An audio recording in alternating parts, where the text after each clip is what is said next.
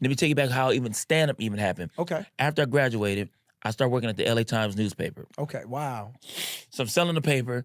I'm learning Spanish. So I'm really hustling trying to get this paper sold. Yeah. At the time, minimum wage was $5.25. So I'm selling the paper, making people laugh, doing a couple voices. Yeah.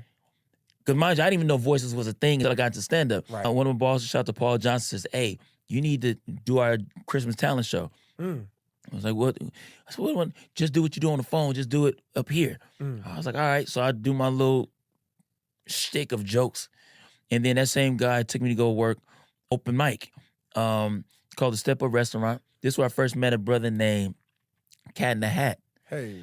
Cat Williams. Wow. So I go and I do, and I I'm 18, 19. Right. Didn't really know what I was doing, but I was like, all right, let me just Try. do some jokes. Try. And fast forward, when I do the open mic as a teacher, Yes. then I start working mics. A year and a half later, that's when I run to Chris Tucker at a club. D-Ray Davis says, hey man, has Chris Tucker seen your set? D-Ray. I said, man, no, I ain't seen my set. He said, you ought to see him. And that's why I got a lot of love for D-Ray to this day. Bro, shout out to D-Ray Davis. D-Ray. I'm going to let you finish your story. Yeah. Go ahead. D-Ray solid. Shout out to D-Ray. But he said, hey, Chris, have you seen London?